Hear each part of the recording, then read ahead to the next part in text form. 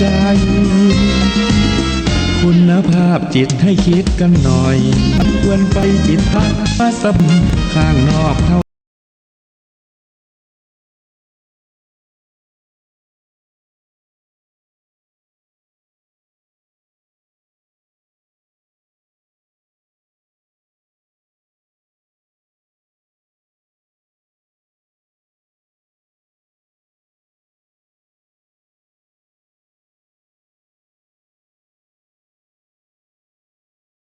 นั้นเสียเงินเท่าไรไม่ว่าเอาสมุนไพรมากมายมาถูมาทาไม่อาจสปาจิตใจข้างในนั้นเลยเจริญทุกอย่างในทางวัตถุสมองบรรจุแต่เรื่องนั้นโทษเอ๋ยกระบุงตัวบาปกรรมจะหาบมาเย้ยจึงชวนเอื้อนเลยรีบเลยจิตตะสปา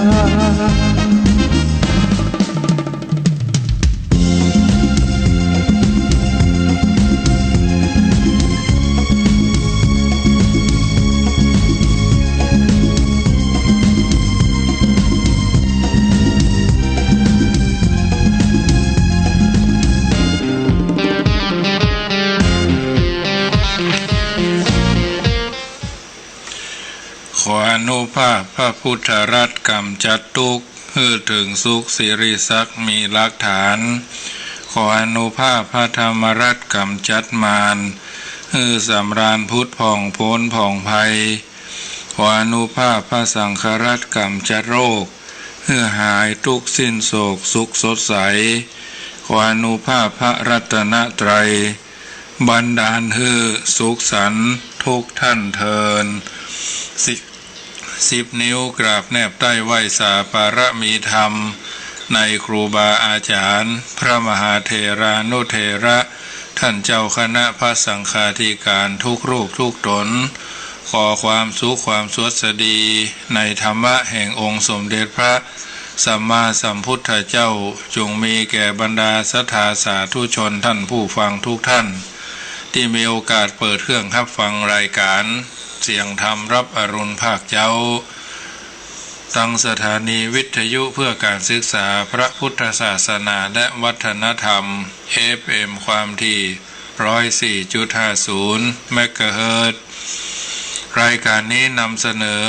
ให้ญาติโยมสาธุชนได้ยินได้ฟังเป็นประจำทุกเจ้าของวันจันทร์เวลา 5:05 ถึง 6 โมงโดยประมาณดำเนินรายการโดยพระมหาประสิทธมาภินันโทวัดยางกำตำบลมะกอกอำเภอป่าซางจังหวัดลำพูนรับเมตตาจากท่านพระครูสมุวิสุวัฒน์วรกิจโจท่านเจ้าวาดวัดป่าหินผู้อำนวยการสถานีวิทยุคืนนี้น้ำทำคำสอนในทางพระพุทธศาสนาญาติโยมสามารถเอาไปเป็นข้อเตือนจิตสกิดใจเพื่อให้เกิดประโยชน์โสติผลเป็นมงคลในการที่จะดำเนินชีวิตของเฮาทุกท่านเป็นลำดับไป 84,000 พระธรรมขันธ์นั้นเฮาสามารถแยกแยะรังสรรค์เลือกสรรเอาสิ่งที่ดีที่งามที่เหมาะที่ควรเพราะฉะนั้นโลกเฮาจะมีความสุขมีความเข้าใจมีเหตุมีผลอยู่ด้วยกันเป็นลำดับไปเพราะคนเฮาเกิดมาในโลกนี้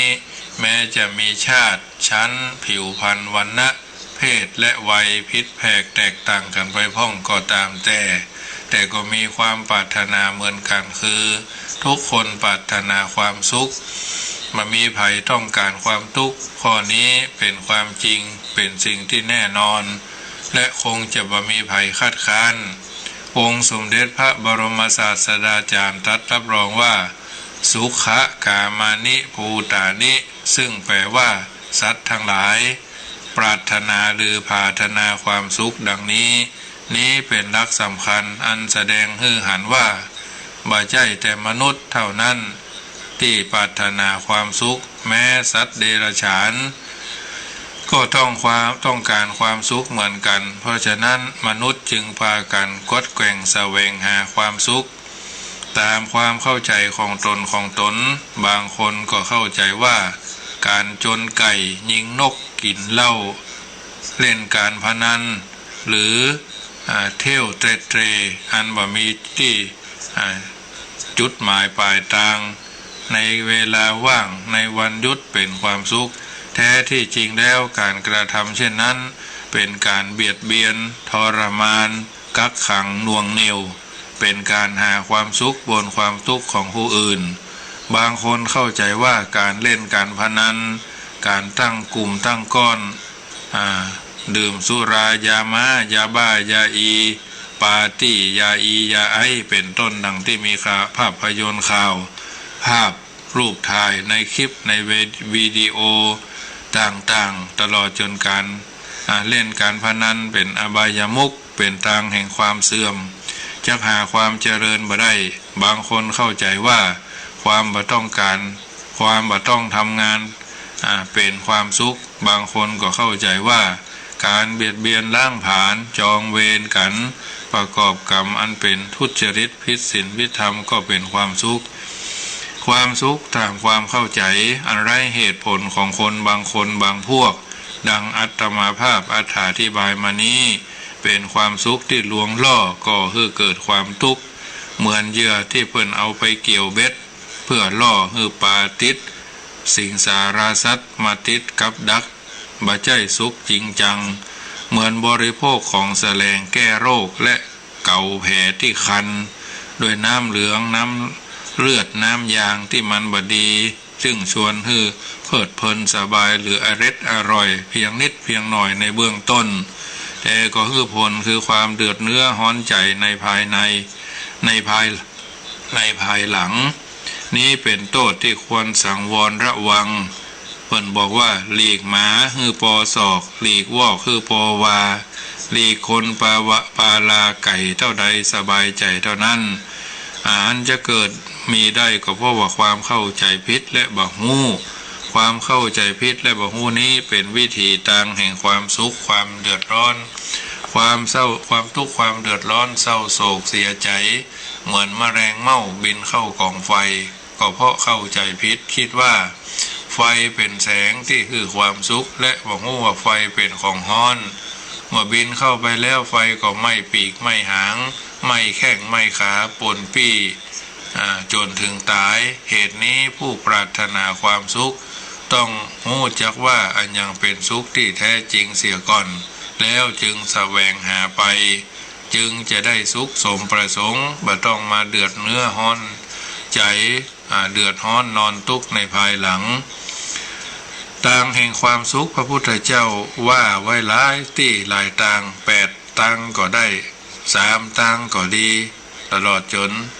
พระพุทธเจ้าแสดงไว้โดยปริยายเป็นอันมากบางแห่งแสดงไว้ว่าความสุขสมบูรณ์ด้วยทรัพย์สมบัติเป็นสุขของคฤหัสถ์พ่องบางแห่งก็แสดงว่าความมีเมตตา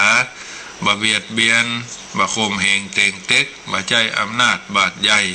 บ่แยะนาบนหลังคนซึ่งบ่ล้างผ่านซึ่งกันและกันศิษย์บ่ล้างผ่านครูบาอาจารย์พ่อลูกเต้าเหล่าหลานบ่ล้างผ่านพ่อล้างผ่านแม่เจ้าหน้าที่เจ้าผู้ใต้บังคับบัญชาบ่ล้างผ่านเจ้านายประสบนิกรบ่ล้างผ่านองค์พระมหากษัตริย์พุทธศาสนิกชนบ่ทำลายล้างพระพุทธศาสนาเพราะฉะนั้นบางแห่งก็ทรงแสดงว่าความสามัคคีเป็นหมู่เป็นเหตุเป็นปัจจัยเกิดความสุขดังนี้พ่องบางแห่งทรงแสดงว่าพระนิพพานคือความระงับกิเลสเครื่องทุกข์กองทุกข์เป็นสุขอย่างยิ่งดังนั้นดังนี้พ่องแต่ในพุทธภาษิตบทหนึ่งเพิ่นกล่าวเอาไว้ว่านัตถิสันติปรังสุขังสุขอื่นยิ่งกว่าความสงบนั้นบ่มีดังนี้เป็นอธิบายเป็นลำดับไปญาติโยมสาธุชนท่านผู้ฟังทั้งหลายอันนี้เป็นส่วนหนึ่งที่อาตมาภาพพระมหาประสิทธมาภินันโทน้อมนำเอาเกศน้ำเกศธรรมมาสาธกมายกคือญาติโยมฟังทุกเจ้าวันจันทร์สิ่งละอันพันละน้อยนี้ถือว่าเป็นส่วนหนึ่งที่จะได้เป็นปฏิการะตอบบุญแทนคุณเข้าน้ำญาติโยมสาธุชนที่ได้ยินได้ฟังแล้วก็จะได้น้อมนำไปเป็นข้อเตือนจิตสะกิดใจ ตามภูมิปัญญาตามเวลาและโอกาสน้ำธรรมคำสอน 84,000 พระธรรมขันธ์เฮาสามารถกระทำบำเพ็ญได้ตามที่เฮาจะได้ใช้ปัญญาเป็นเครื่องพินิจพิจารณาก่อนที่จะได้ผู้น้ำธรรมคำสอนเป็นลำดับไปนั้นจะได้นำปาญาติโยมสาธุชนพากันปูชาไฟไหว้พระตามลำดับลำดาที่เฮาได้ประพฤติปฏิบัติกันมาเกิดความเป็นมงคลในการดำเนินชีวิตเฮาท่านทั้งหลายว่าอะระหังสัมมาสัมพุทโธภควาพุทธังภควันตังอภิวาเทมิพระผู้มีพระภาคเจ้าพระอรหันต์ดับเพลิงกิเลสดับเพลิงทุกข์สิ้นเชิงตรัสรู้ชอบได้โดยพระองค์เองข้าพเจ้าอภิวาทพระผู้มีพระภาคเจ้าผู้รู้ผู้ตื่นผู้เบิกบานกราบสวาคาโตภควตาธัมโมธัมมังนะมัสสามิพระธรรมเป็นธรรมที่พระผู้มีพระภาคเจ้าตรัสไว้ดีแล้วข้าพเจ้านมัสการพระธรรมกราบพระสงฆ์สาวกของพระผู้มีพระภาคเจ้าผู้ปฏิบัติดีแล้วปฏิบัติชอบแล้วปฏิบัติตรงแล้วข้าพเจ้าอภิวาทพระผู้มีพระภาคพระอริยสังฆเจ้านั้นสุปฏิปันโนภควโตสาวกสังโฆสังฆังนะมามิกราบมาตาพิทโรคุณาวันทามิพ่อแม่ผู้มีพระคุณอันสูงสุดข้าพเจ้ากราบไหว้โดยความเคารพคุณูปการีวันทามิครูบาอาจารย์ผู้มีพระคุณข้าพเจ้ากราบไหว้โดยความเคารพอันนี้กราบพระพุทธกราบพระธรรมกราบพระสงฆ์กราบพ่อกราบแม่กราบครูบาอาจารย์น้อมนมัสการพระพุทธเจ้าว่านะโมตัสสะภะคะวะโตอะระหะโตสัมมาสัมพุทธัสสะขอนอบน้อมแด่องค์สมเด็จพระสัมมาสัมพุทธเจ้าพระองค์นั้นผู้เป็นพระอรหันต์ตรัสรู้ชอบได้โดยพระองค์เองนะโมตัสสะภะคะวะโตอะระหะโตสัมมาสัมพุทธัสสะขอนอบน้อมแด่องค์สมเด็จพระสัมมาสัมพุทธเจ้าพระองค์นั้นผู้เป็นพระอรหันต์ตรัสรู้ชอบได้โดยพระองค์เองนะโมตัสสะภะคะวะโตอะระหะโตสัมมาสัมพุทธัสสะขอนอบน้อมแด่องค์สมเด็จพระสัมมาสัมพุทธเจ้าพระองค์นั้นผู้เป็นพระอรหันต์ตรัสรู้ชอบได้โดยพระองค์เองพุทธังสรณังคัจฉามิข้าพเจ้าขอถึงซึ่งพระพุทธเจ้าว่าเป็นที่พึ่งธัมมังสรณังคัจฉามิข้าพเจ้าขอถึงซึ่งพระธรรมว่าเป็นที่พึ่งสังฆังสรณังคัจฉามิข้าพเจ้าขอถึงซึ่งพระสงฆ์ว่าเป็นที่พึ่งตุติยัมปิพุทธังสรณังคัจฉามิแม้ครั้งที่สองข้าพเจ้าขอถึงซึ่งพระพุทธเจ้าว่าเป็นที่พึ่งตุติยัมปิธัมมังสรณังคัจฉามิแม้ครั้งที่สองข้าพเจ้าขอถึงซึ่งพระธรรมว่าเป็นที่พึ่งตุติยัมปิสังฆังสรณังคัจฉามิแม้ครั้งที่สองข้าพเจ้าขอถึงซึ่งพระธรรมพระสงฆ์ว่าเป็นที่พึ่งตติยัมปิพุทธังสรณังคัจฉามิแม้ครั้งที่สามข้าพเจ้าขอถึงซึ่งพระพุทธเจ้าว่าเป็นที่พึ่งตติยัมปิธัมมังสรณังคัจฉามิแม้ครั้งที่สามข้าพเจ้าขอถึงซึ่งพระธรรมว่าเป็นที่พึ่งตติยัมปิสังฆังสรณังคัจฉามิแม้ครั้งที่สามข้าพเจ้าขอถึงซึ่งพระสงฆ์ว่าเป็นที่พึ่งนี้เพิ่นบอกว่าไตรสรณคม9 ข้อ 9 ประการต่อไปเป็นสิกขาบท5 ประการว่าปานาติปาตาเวระมณีสิกขาปตังสมาธิยามิข้าพเจ้าขอสมาทานเอาซึ่งสิกขาบทข้อที่1คือละเว้นจากการฆ่าสัตว์และมนุษย์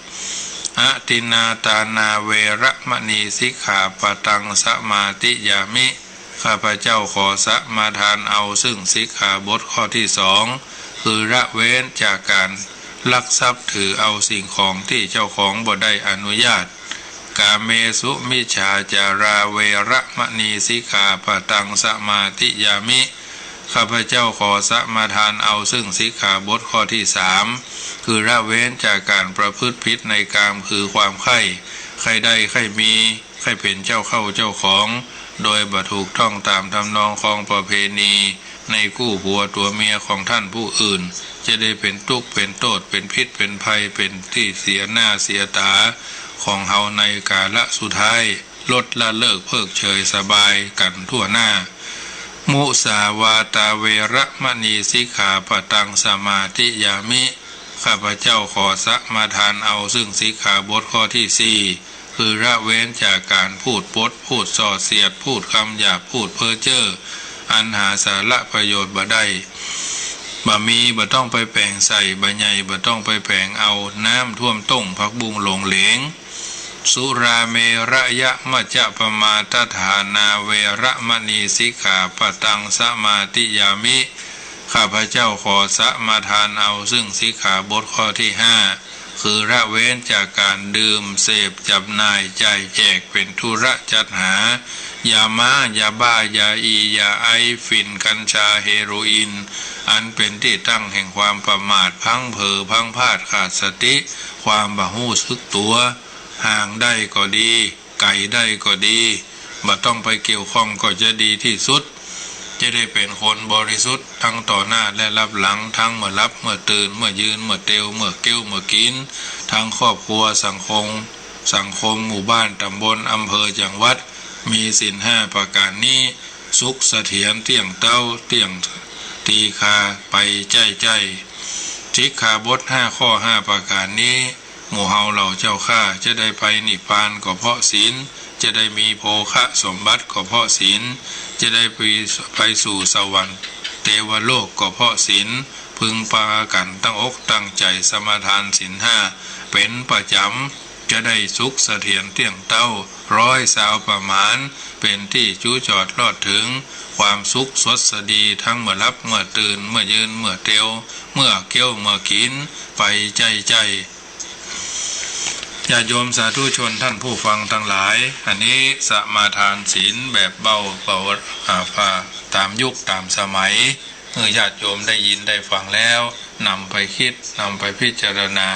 ก็จะได้พบผลทางแห่งความสุขกายสบายใจเป็นนิรันดร์การไปทั่วหน้าน้อมทำคำสอนในทางพระพุทธศาสนาก็จะได้น้อมนำเอาสิ่งเหล่านี้มาสาธกยกตัวญาติโยมสาธุชนได้ยินได้ฟังเพื่อจะได้ให้ก่อเกิดประโยชน์สุทธิผลเป็นมงคลในการที่ ดำเนินชีวิตถูกต้องญาติโยมสาธุชนท่านผู้ฟังทั้งหลายมีบาลีรับรองไว้บทหนึ่งว่ามิเตภะชัสสุกันลยาเนสัทธาชีเวอตันติเตปฏิสันถารวุตตัสสะอาจระสุสโรสิยาตะโตปาโมชะพะหูโลทุกขัสสันตังกริสติซึ่งแปลว่าท่านจงคบซึ่งกัลยาณมิตรผู้มีอาชีวะอันหมดจดผู้บักขี้ข้านท่านพึงปัดพฤติในปฏิสันฐานพึงเป็นผู้ฉลาดในอาจาระ แต่นั่นก็จะเป็นผู้มากด้วยปราโมทย์จักกระทำที่สุดแห่งกองทุกข์ดังนี้มูลเหตุที่ทรงตรัสพระบาลีบทนี้องค์สมเด็จพระชินสีสัมมาสัมพุทธเจ้าตรัสไว้ว่าสมัยหนึ่งท่านพระมหากัจจายนะเถระอาศัยหรืออาศัยกุลคระนครในอวันตีชนบทอยู่จำภาษาที่ภูเขาชื่อปวัตตะอุบาสกชื่อโสนกุติกันนะบุตรชายของอุบาสิกาเศรษฐินีเริ่มใส่ในวัตรปฏิบัติธรรมของธรรมกถาของพระเถระจึงขอบรรพชาเป็นสามเณรอยู่3 ปีเนื่องด้วยทักขินาบททักขินะชนบทมีภิกษุน้อยเมื่ออุปสมบทแล้วจึงกราบลาพระอุปชาไปเฝ้าองค์สมเด็จพระสัมมาสัมพุทธเจ้าขณะนั้นพระองค์ทรงประทับอยู่ณเขาณ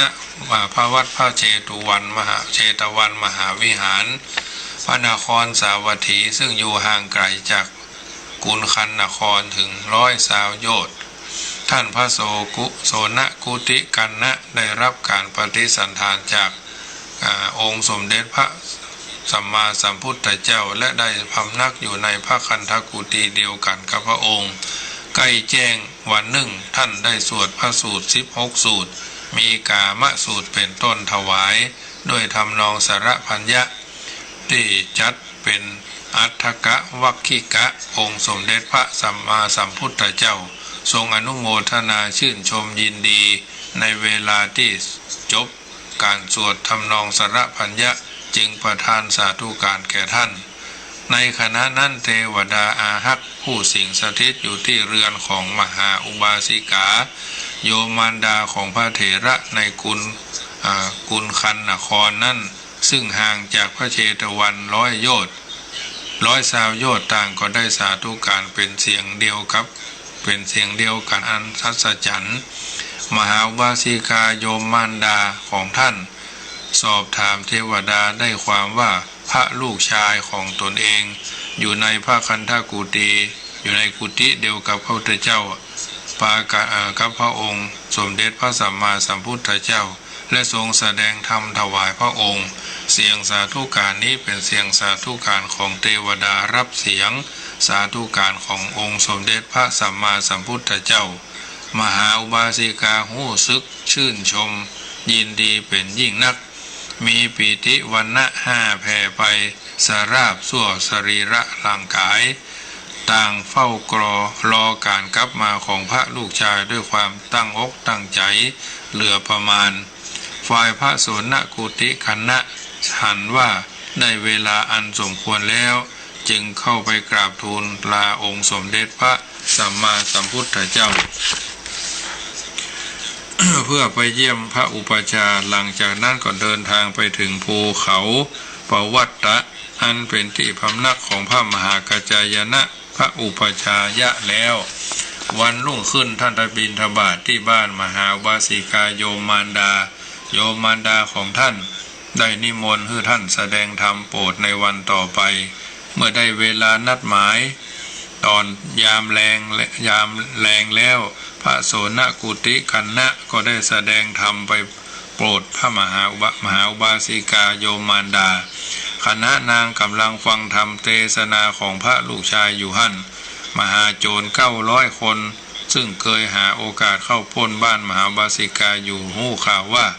นางบ่อยู่บ้านจึงเข้าไปขุดอุโมงค์ลอดเข้าไปทางช่องด้านลุ่มบ้านขุดเข้าไปตามอุโมงค์พื้นบ้านเนาะเนื่องด้วยบ้านของมหาอุบาสิกานั้นด้านบนมีการวางอารักขาไว้เป็นอย่างดีคือล้อมด้วยกำแพง7 ชั้นซุ้มประตู7 ซุ้มล่ามสุมาตรล่ามหมาไว้ไว้ดุเท่านั้นอ่ะเอาไว้ทุกซุ้มประตูขุดคูน้ำล้อมรอบดีใส่ดีบุกวางขวากเล็กแหลมเอาไว้ป้องกันเมื่อเข้าไปในตัวบ้านได้แล้วปากัน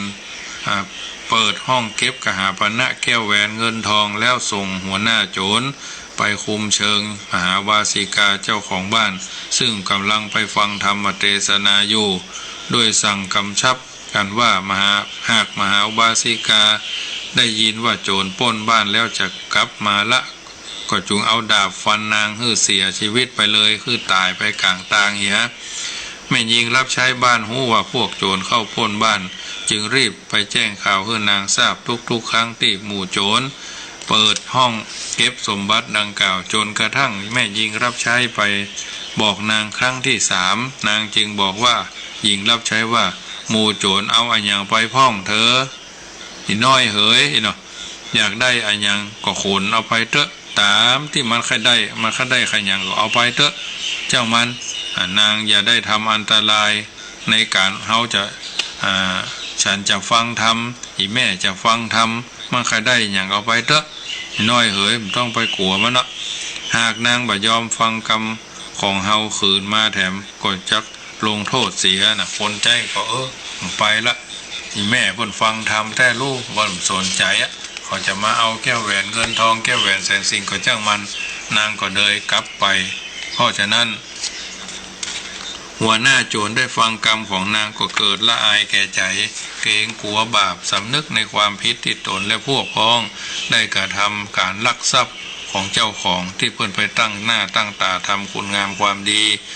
ซ้ำเกรงกลัวพระราชอาญาของเทพเจ้าจึงรีบไปบอกให้สมุนเก็บกหาพนะแก้วแหวนเงินทองได้ไว้ปะปิกมาไว้ตามเดิมแล้วพากันไปยังสถานที่นางฟังธรรมเมื่อได้อรุณสว่างสวัยด้วยแสงเงินแสงทองตีนฟ้ายกเนาะพระโสนกุติกันณแสดงธรรมจบหัวหน้าโจรพร้อมโจรที่เหลือพากันหมอบลงแทบเท้าอุบาสิกามหาอุบาสิกาขอขมาลาโทษแล้วขอบรรพชาอุปสมบทกับพระเถระท่านฮือตัดชายผ้าที่โจรหมู่นั้นนุ่งย้อมด้วยดินแดงแล้วฮือหมู่โจรบรรพชาและฮือตั้งอยู่ในศีลต่อมาเมื่อการอุปสมบทแล้วพระเถระฮือท่านเรียนกรรมฐานต่างๆพระกรรมฐานต่อพระภิกษุ100 โตด100 รูปรวมความว่าภิกษุอดีตโจร900รวมเรียนพระกรรมฐาน9อย่างแล้วไปภูเขาลูกนึ่งนั่งสมาธิทำใต้พื้นไม้องค์สมเด็จพระสัมมาสัมพุทธเจ้าทรงหันอุปนิสัยแห่งการบรรลุคุณวิเศษของหมู่พวกเขาแล้วซึ่งขณะนั้นพระองค์ประทับอยู่ณพระเชตวันมหาวิหารด้วยข่ายคือพยานซึ่งห่างไกลจากนครกุขันคระนคร120 โยชน์ดังกล่าวมาแล้วพระองค์ทรงกำหนดพระธรรมเทศนาด้วยอำนาจความประพฤติของหมู่ท่านจึงทรงเปล่งพระรัศมีไปแสดงธรรมเทศนาโปรดป่านหนึ่งว่าประทับนั่งตรัสธรรมเทศนาอยู่เบื้องหน้าเขาเหล่านั้นปรากฏว่าภิกษุทั้ง900 รูปนั้นได้สำเร็จเป็นพระอรหันต์ตัดกิเลสสมุทเทศประหารทั้งหมดในขณะนั้นดังนั้นพระธรรมเทศนากันนี้จึงเป็นธรรมเทศนาที่ชี้แนวทาง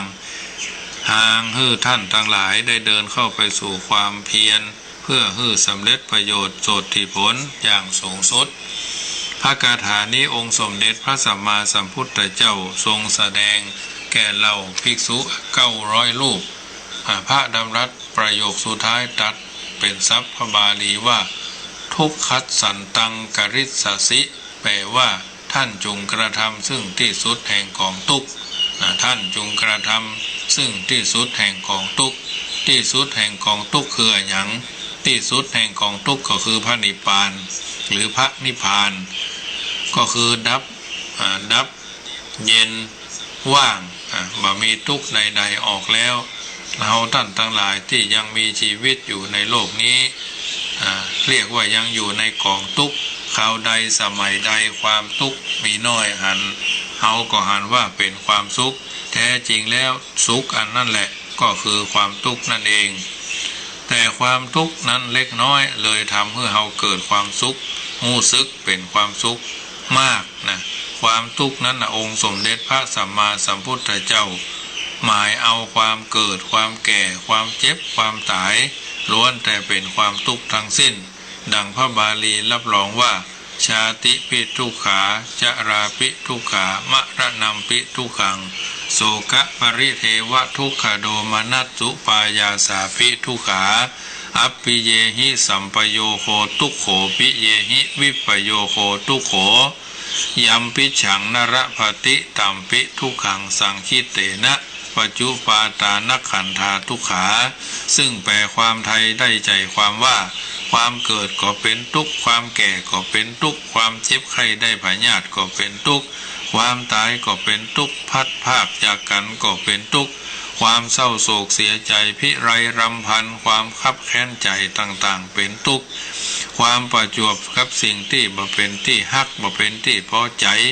บ่ถูกอารมณ์ความพัดภาคจากสิ่งฮักสิ่งพอใจสิ่งปราบปลื้มยินดีก็เป็นทุกข์ปรารถนาสิ่งใดบ่ได้สิ่งใด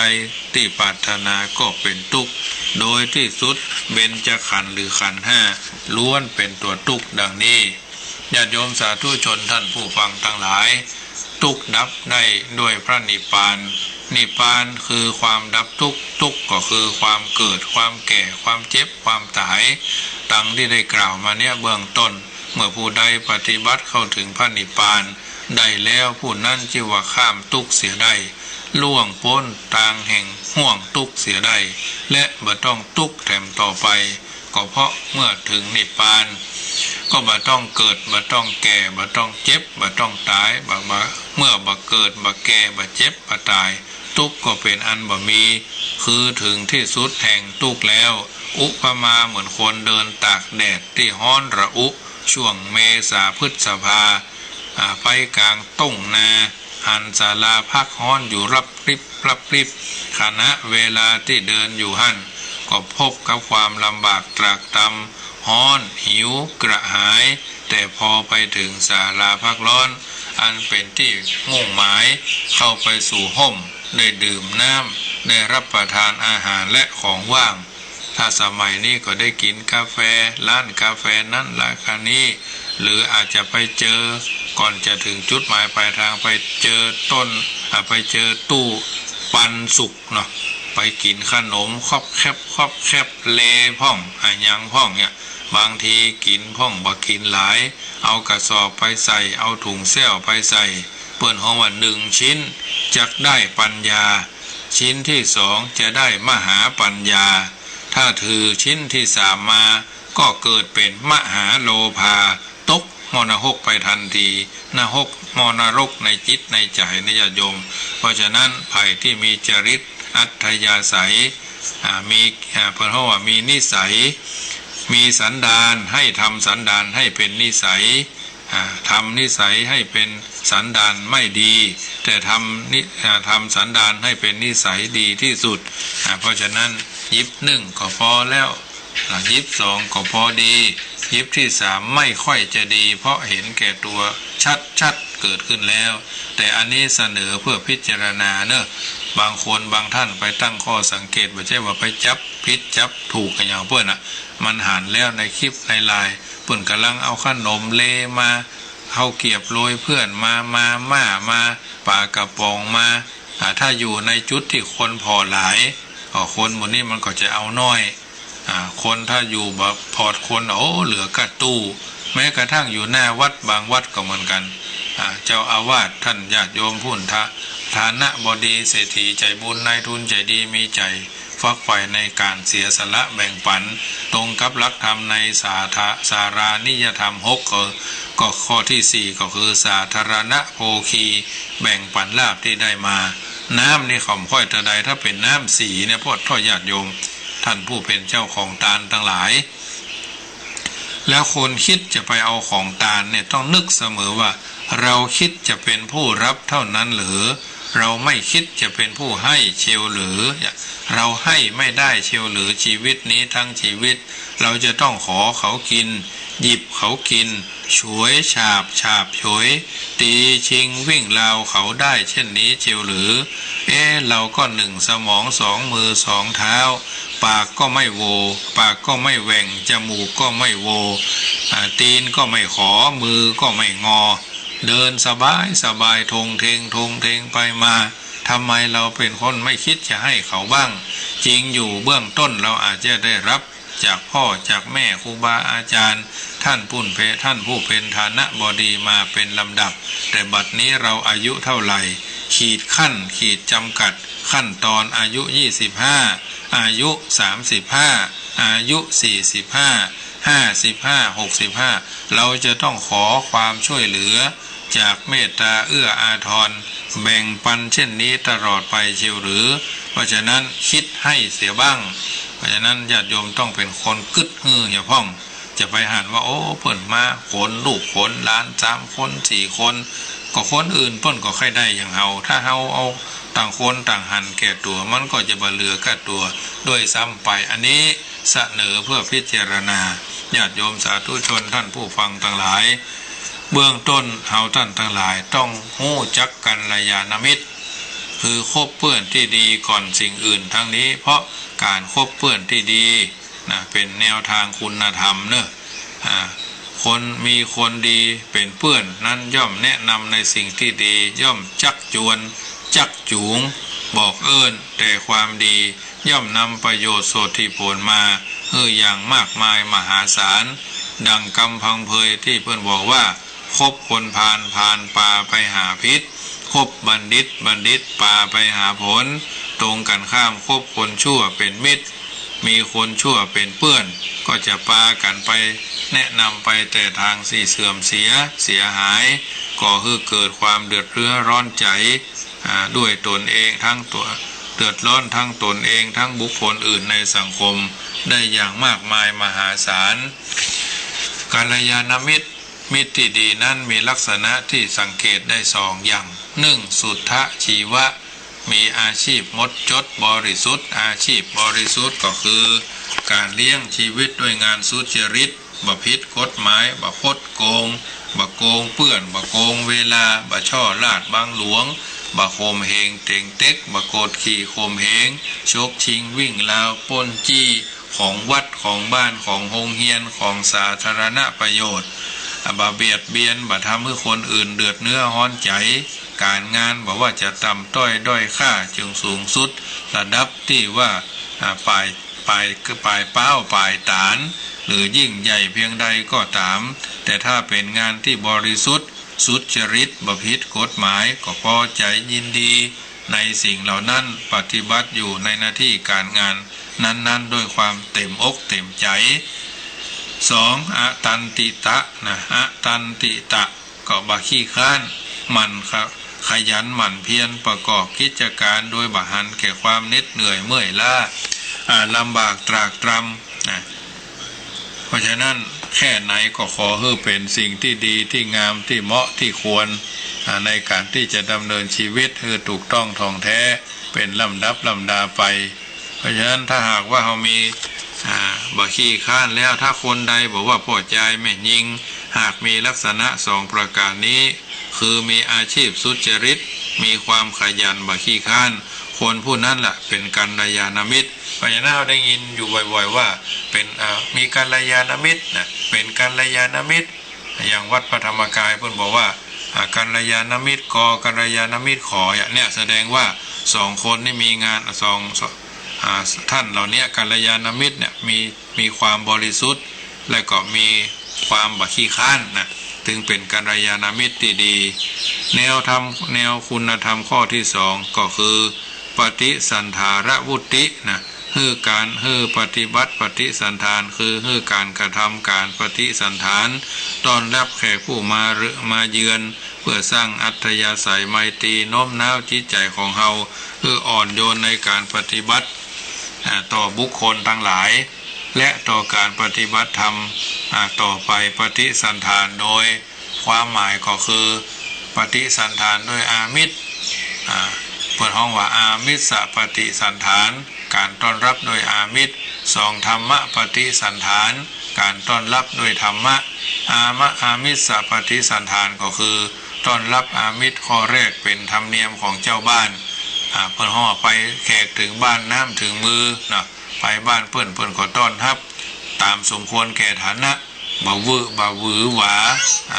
บ่เกินพอดีก็จะทำให้สิ่งเหล่านี้เป็นมงคลในการต้อนรับอัธยาศัยไมตรีอันดีต่อกันให้เป็นที่ติดอกติดใจแก่ผู้มาเยือนลักษณะของเจ้าบ้านที่ดีประกอบด้วยสองลักษณะหนึ่งปุพพภาษีทักทายปราศัยผู้มาเยือนก่อนมาทางใดเธอมาเมื่อใดท่านถ้ามีพระเจ้าประสงค์ไปก็นมัสการพระคุณเจ้ามาทางใดมากันหลายตนก็จะไปทางใดฉันน้ำมาหรือยังอย่างทำนองเนี้ยคือทักทายปราศัยสองอุตตานมุขขีมีใบหน้ายิ้มแย้มแจ่มใสอิ่มร่าเริงเบิกบานบันเทิงใจเพื่อสร้างบรรยากาศเป็นกันเองกับผู้มาเยือนเมื่อต้อนรับโดยการทักทายปราศัยแล้วต่อมาก็ต้อนรับด้วยน้ำดื่มของว่างของอาหารตามสมควรคนที่ไปของหู้เวลาตัวเนี่ยระหว่างกันและกันเป็นการอำนวยความสะดวกสบายแก่กันและกันเป็นการผูกมิตรสมานมิตรแก่กันด้วยกันและก่อนจะจากกันก็อาจจะมีของฝากเล็กๆน้อยๆบางอย่างที่เป็นของกินบางอย่างที่เป็นของใจบางอย่างที่เป็นแผนที่เป็นสินน้ำใจต่อกันท รรมปฏิสันฐานก็คือต้อนรับด้วยธรรมะสนทนาปราศัยฟังธรรมะองค์นั้นองค์นี้อาจจะมีข่าวที่บดีพ้องที่เกิดขึ้นในช่องทางคือธรรมะหรืออาจจะเตือนแม้กระทั่งญาติโยมที่เป็นนักฟังทั้งหลายพอได้ยินตรงนั้นตรงนี้ได้ยินข่าวถามข่าวแล้วเสนอแนวทางหาทางที่ออกเป็นผู้ชี้ช่องบ่งทางเสนอเพื่อพิจารณาติติงได้ถ้าเฮาติติงได้แสดงว่าเฮาเป็นกัลยาณมิตรโอ้ท่านทำอย่างอันมันบ่เหมาะท่านทำอย่างอี้มันบ่เหมาะบางทีบ่ได้อาจจะเป็นการบ่เหมาะบ่ควรก็ทรงเป็นข้อความเสนอเพื่อพิจารณาติเพื่อก่อบ่มีปัญหาติเพื่อทำลายวุ่นวายบ่ฮู้จักจบแต่พระเจ้าพระสงฆ์ญาติโยมที่เป็นนักเผยแผ่ทั้งหลายก็เมื่อได้รับการติติงติเพื่อก่อแล้วก็เอามาปรับใจเนี่ยธรรมะปฏิสันฐานเป็นสิ่งที่พระพุทธเจ้าตรัสไว้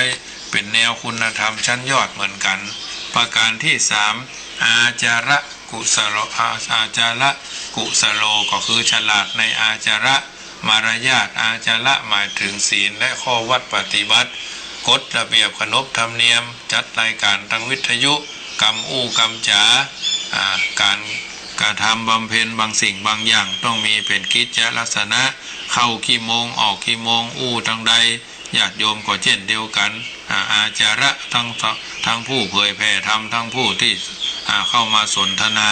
ทักทายทุเจ้าพระเนนก็เอาเป็นข้าชาวบ้านทักทายพระเจ้าพระสงฆ์ก็นมัสการข้าไหว้สาเจ้าอีกก็ได้บางทีบางครั้งลืมจะต้องมีสติว่าจะได้แม่เจริญพรเจริญพรต่อพระเจ้าพระสงฆ์ก็มีก็งงเหมือนกันผู้จะใจอย่างใดเพราะฉะนั้นเราต้องรู้สึกว่าก่อนจะอย่างพระบาทต้องไปเก่งใจโทรเข้ามาได้โทรหาธรรมภาพหรือรายการอื่นๆเนาะอันนี้อาจาระกุสโรฉลาดในอาจาระมารยาทอาจาระหมายถึงศีลข้อปฏิบัติกฎระเบียบขนบธรรมเนียมประเพณีจักอยู่ในสังคมไหนจะเข้าในสังคมใดก็หู้จักศึกษาความรู้ทำความเข้าใจสังคมนั้นๆสมาคมนั้นๆเขามีการปฏิบัติกันอย่างใดจะได้ปฏิบัติตนให้ถูกต้องมากกว่าถูกใจอยู่ร่วมกันเป็นหมู่เป็นคณะถ้าเอาความถูกใจมาเป็นบรรทัดฐานวุ่นวายสับสนโกลาหลบ่ฮู้จักจบจักแล้วเอาอันเก่ามาว่าอันใหม่เอาอันใหม่มาว่าอันเก่าใครถึงบัดนี้สักคนถ้าความถูกใจจิตใจเหมือนลิงควัดแกว่งไปเสาะหาเรื่องที่มันบัดนี้แต่ถ้าเอาความถูกต้องกฎกติกามารยาทตามขั้นตามตอนจ้างม้างัวควายจ้างก็มีจ่าโขงจ่าฝูงงัวควายก็มีหัวหน้าวอกก้างนางนี้ก็มีหัวหน้าของมันแม้กระทั่งกุมพันยักษ์คันคนทันทั้งหลายก็มีหัวหน้าวัดบ้านโรงเรียนชุมชนมีหัวหน้าทั้งนั้นญาติโยมบักคัดบักเขินหู้จักอ่อนน้อมถ่อมตนความเคารพนบนอบตามวัยเกิดก่อนกบเจริญด้วยวัยวุฒิมีความหู้มีความสามารถอายุน้อยก็เจริญด้วยคุณวุฒิเกิดมาหินตีนเต้าฟ้าหอยเป็นเจ้าฟ้ามหากษัตริย์เปิดห้องว่าชาติวุฒิต้องบักกระด้างกระเดืองต้องเป็นคนบักแข็งต้องเป็นคนแข็งแรงแต่อย่าไปเป็นคนแข็งกระด้างประพฤติตนคัดต่อกฎระเบียบของสังคมของสมาคมนั้นๆถ้าเป็นนักบวชเป็นสามเณรก็รักษาศีล10อย่างเคร่งครัดตามสมควรแก่สภาวะการเป็นพระภิกษุก็รักษาศีล227บ่ฮื้อด่างบ่ฮื้อพ้อยบ่ฮื้อบกพร่องเป็นที่ตำหนิติฉินนินทาได้เป็นอุบาสกอุบาสิกาก็มีศีล5เป็นนิจศีลเป็นมนุษยธรรมเป็นอุโบสถศีลตามโอกาสได้สมาทานอย่างเคร่งครัดถูกต้องอย่าเอาความถูกใจสะดวกนักมักง่ายสบายนักมักเคยตัวเป็นประชากรของประเทศชาติก็ปฏิบัติตัวตามกฎปลดหลวงบ้านกำนันนายอำเภอผู้ว่าหรือนายกรัฐมนตรีเพื่อนประกาศอย่างใดบ่ฮื้อออกบ้านเวลาเท่าใดทำอย่างใดออกบ้านก็ใส่แมสล้างมือช้อนกลางล้างมือบ่ล่วงละเมิดบทบัญญัติกฎกติกา เรียกว่าฉลาดในการวางตัวฉลาดในการปฏิบัติตัวคืออยู่เย็นในสังคมนั้นๆสังคมบ้านสังคมครอบครัวนะอยู่ด้วยอย่างมีความสุขกันทั่วไปสรุปแล้วข้อปฏิบัติอันเป็นแนวทางแห่งการดำเนินชีวิตที่จะดำเนินไปถึงที่สุดแห่งกองทุกข์เบื้องต้นต้องคบหาสมาคมเพราะเขาอยู่คนเดียวสบายแต่ไม่สนุกอยู่ร่วมสองครองทุกข์สนุกแต่ไม่สบายอยู่เพื่อนห้องว่าอยู่คนลวกอยู่ที่เก่าบ่ต้องง่าวเตียวต่างลวกอยู่คนเดียวบ่ต้องง่าวเป็นหมู่อันนี้เปิ้นว่าเอาไว้พระมหาประสิทธมาภินันโทวัดจางกำตำบลมะกอกอำเภอป่าซางจังหวัดละปูนสาธกยกเอาสิ่งที่อันเป็นสาระอันเป็นประโยชน์ฟังแล้วอย่าไปฟังเจื้อเตื้อไตรตรองพินิจพิเคราะห์โยนิโสมนสิการพิจารณาคือแยบคายแยบยนละเอียดละออแล้วจึงกระทำเปิ้นว่าหิวเฮาก็หิวของเฮาเองเปิ้นว่าอิ่มเฮาก็อิ่มของเฮาเองเฮากระหายเฮาก็หายของเฮาเองเฮาฮ้อนก็ฮ้อนของเฮาเองเย็นก็เย็นด้วยตัวของเฮาเองเพราะฉะนั้นต้องฉลาดในอาจาระในการต้อนรับอันจะเป็นเครื่องนำจิตไปสู่ความเป็นปาโมชฌะพะหุโลคือมากไปด้วยความปราโมทย์มีจิตใจแช่มชื่นเบิกบานมีปีติเอิบอิ่มสบายกายสบายใจแล้วปฏิบัติตนคือเดินทางไปสู่สมถกรรมฐานวิปัสสนากรรมฐานตามแนวทางที่องค์สมเด็จพระสัมมาสัมพุทธเจ้าที่เขาเคยปฏิบัติว่าไปปฏิบัติธรรมกำลังปฏิบัติธรรมที่บ้านที่ทำงานหน่วยงานเท่านิดๆหน่อยๆ3 นาที5 นาที7 นาทีน้อมจิตน้อมใจว่าทำได้เท่าจ้างกระดิกหูหมูแลบลิ้นแม่ไก่ก้มกินน้ำก็จะเป็นทุกขัดสันตังกริสสินะการกระทำที่สุดแห่งกองทุกข์คือการเข้าถึงความดับทุกข์คือนิพพานกล่าวคืออ่านออกจากความโกรธความโลภความหลงเป็นต้นตัสสมาสาธโวญาติโยมสาธุชนทั้งหลายได้ยินได้ฟังน้ำธรรมคำสอนจากรายการนี้อาตมาภาพพระมหาประสิทธมาภินันโทสาธกยกเอาสิ่งที่อันเป็นสาระอูจาทักทายคือญาติโยมเกินไปแล้วพ่อแม่พี่น้องญาติโยมอยู่จังไหนจุดใดโมงใดได้ฟังแล้วเป็นจะได้พ่องโทรศัพท์เข้ามาทักทายเป็นกำลังใจต่อยอดแห่งน้ำจิตน้ำใจเปิ่นว่าน้ำเพชรที่ว่าใสๆยังสู้น้ำใจที่บริสุทธิ์บ่ได้ธรรมะเจ้านี้ก่อนไปปฏิบัติหน้าที่ทำการทำงานข้าราชการทหารตำรวจหมอแพทย์พยาบาลพ่อค้าแม่ขายท่านผู้ทรงศีลท่านผู้ทรงตานท่านทรงศีลภาวนาฟังแล้วโทรเข้ามาได้เนอะ0861875325 10 นาทีสุดท้ายทักทายญาติโยมโอกาสโทรเข้ามาก็โทรเข้ามาได้เนอะวันนี้เป็นวันจันทร์เริ่มต้นในการทำงานจะได้ไปทางใดขึ้นจะได้เตรียมกระเป๋าเสื้อผ้าตลอดจนอันเครื่องอุปกรณ์เครื่องใจรถลายานพาหนะน้ำมูกน้ำมันสตาร์ทรถแล้วลืมกุญแจจะไปทำการทำงานประตูหลังบ้านกุญแจปิดหรือยังเนาะห้องน้ำห้องส้วมห้องนอนไฟฟ้าน้ำประปาเปิดแก๊สไว้กาอันอย่างการในบ้านของเฮาขอโตตั้งอกตั้งใจวันดีเนอะเจริญปอนน้องเบี้ยวฟังอยู่ครับจะโทรประกันวันนี้ตื่นเช้าครับตี 3วันนี้เอาละเป็นสายแรกก่อนอีกอย่างหนึ่งกำลังจะตากผ้าแต่ก็เลยเปลี่ยนรถซักโทรเนี่ยก่อนเข้าใจดีเนาะเข้าใจดีครับวันนี้ซักผ้าอย่างคนเดียวเลยค่ะหุงข้าวอย่างก็ทำคนเดียวอยู่คนเดียวครับทำได้สบายตกข้าวไปเอกะอยู่คนเดียวเอกะอัตหิอัตโนนาโถเนาะตนและเป็นที่พึ่งแห่งตนนะคะเป็นคนอื่นเป็นบางครั้งเนาะกำลังใจพระอาจารย์เนอะวันศุกร์จะได้จัดตัวเนาะต้องหัวเก่าวันศุกร์ที่จะถึง8 โมงถึง9 โมงไหมเจ้าครับจะได้ฟังดูเนาะครับเป็นกำลังใจจะได้จัดกันต่อไปเรื่อยๆเนาะครับโมทนาเนอะ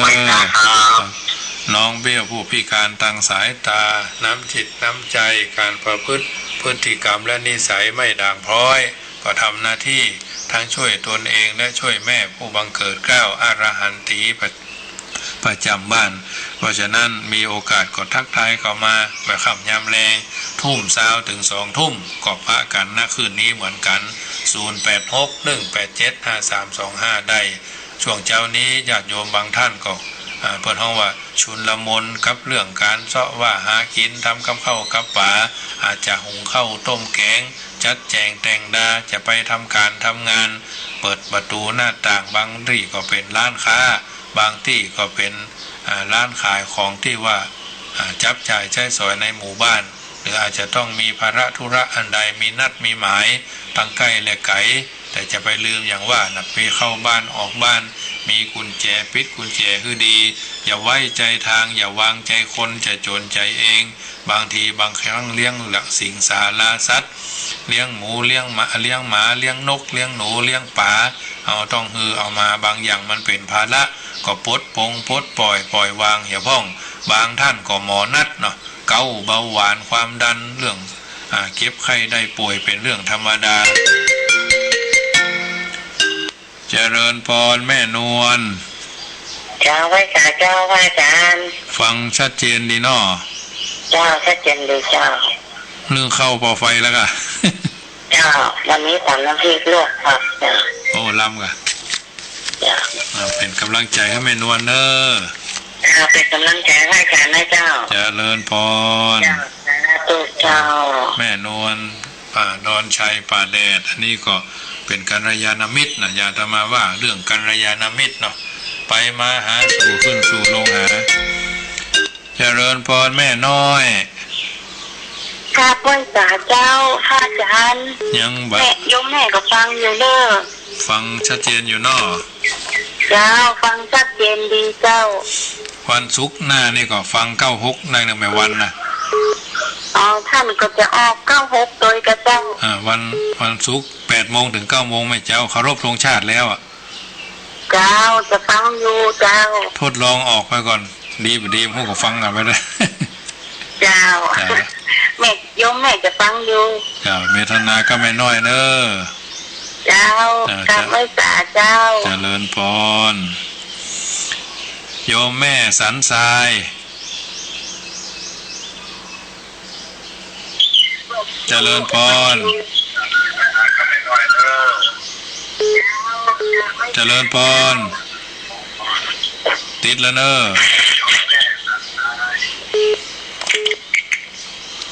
เจริญพรไผเอ่ยเขาวางสายก่อนเนอะเพิ่น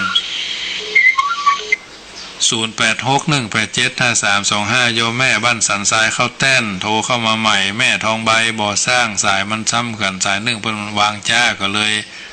ต้องตกไปก่อนเนาะ0861875325ตมาภาพขอแจ้งข่าวประชาสัมพันธ์เนอะโดยว่าวัดจังกำมีตมาภาพเป็นต้นเป็นประธาน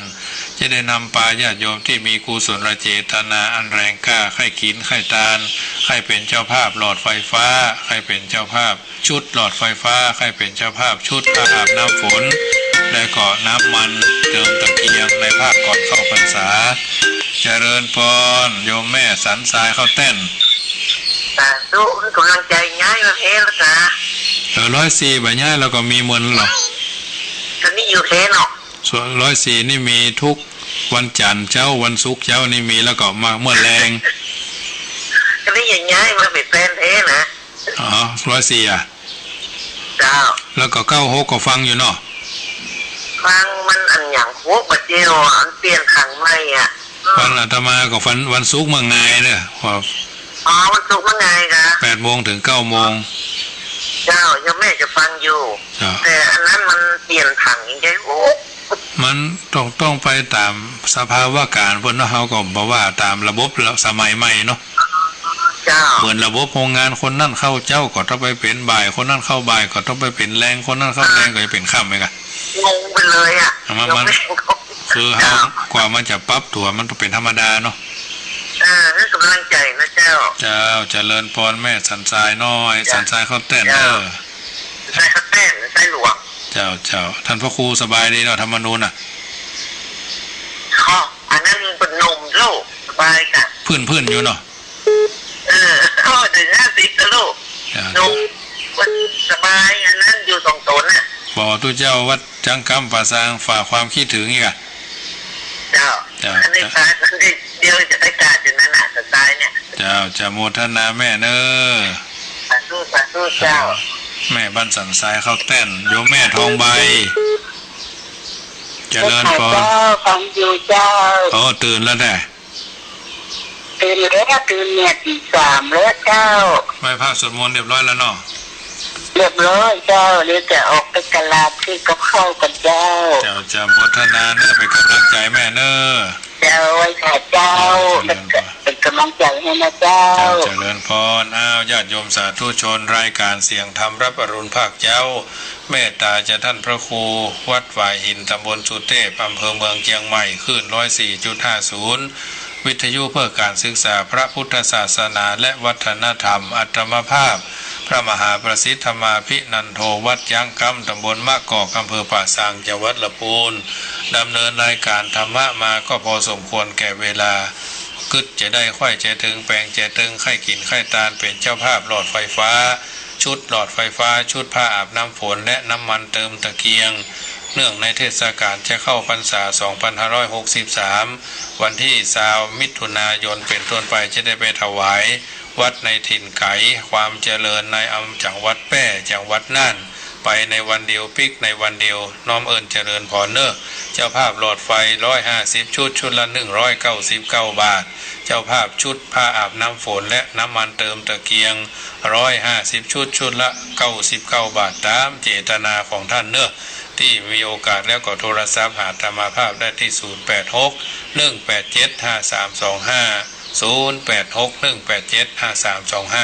086-187-5325 วันนี้พอสมัยได้เวลาขอนำรายการจากท่านไปก่อนรัตนัตยานุภาเวนะรัตนัตยะเตจสาพุทโธโคโยแค้วคาดพระพุทธเจ้าย้ายบาทอิติปิโสภควาธัมโมโยแค้วคาดพระพุทธเจ้าย้ายบาทอิติปิโสภควาสังโฆโยแค้วคาดพระพุทธเจ้าย้ายบาทอิติปิโสภควาจัตตารโออันว่าธรรมะ4ประการอายุขอให้ท่านทั้งหลายเจริญเลย100 สาวพมานวันณะผ่องใสสีผ่องแผ้วสุขกายสบายใจเมื่อรับเมื่อตื่นเมื่อยืนเมื่อเตียวมีพละกำลังต่อสู้อุปสรรคขวากน้ำไปใจจุใหญ่น้อยใจยิงนั่นจุงจักมีวันวังสิงคำสายน้ำแม่ปิงเอ่ยฝูงปลาแหวกว่ายพญานาคโปรยสายน้ำมนต์ชุ่มฉ่ำหัวใจญาติโยมได้สร้างบุญกุศลพระธาตุศักดิ์สิทธิ์ช่วยดลบันดาลโชควาสนาหมรดกธรรมคำเมืองวัดวังสิงคำยอดวรรณกรรมเป็นภูมิธรรมของคนล้านนาร่วมอนุรักษ์วัฒนธรรมประเพณีล้ำค่าธรรมะขององค์สัมมาใครมีปัญญาย่อมพาคน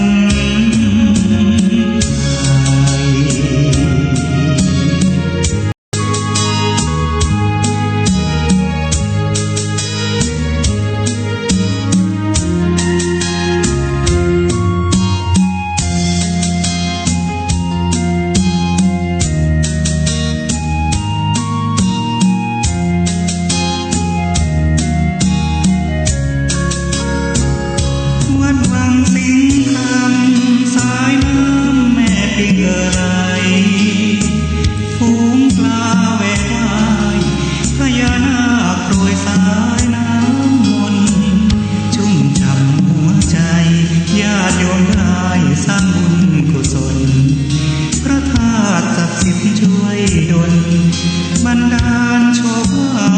สนาหมรดกธรรมคำเมืองวัดวังสิงคำยอดวรรณกรรมเป็นภูมิธรรมของคนล้านนาร่วมอนุรักษ์วัฒนธรรมประเพณีล้ำค่าธรรมะ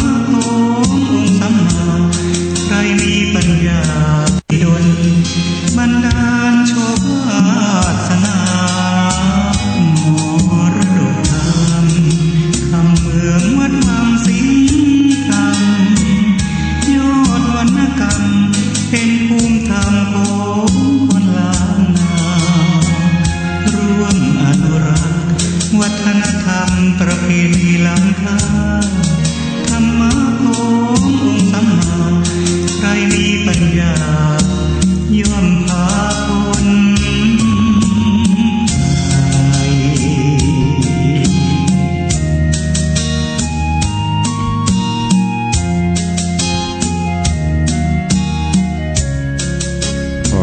ยกมือ10 นิ้วกราบนบน้อมยังพระติรัตนะเกี่ยวเจ้าตั้ง3 ประการอันมีพระพุทธพระธรรมพระสงฆ์อันเป็นสรณะที่เปิ่งตีเคารพนับถืออันสูงสุดในชีวิตกราบคารวะแตบไต้ไวยสาปุญญาปารมีธรรม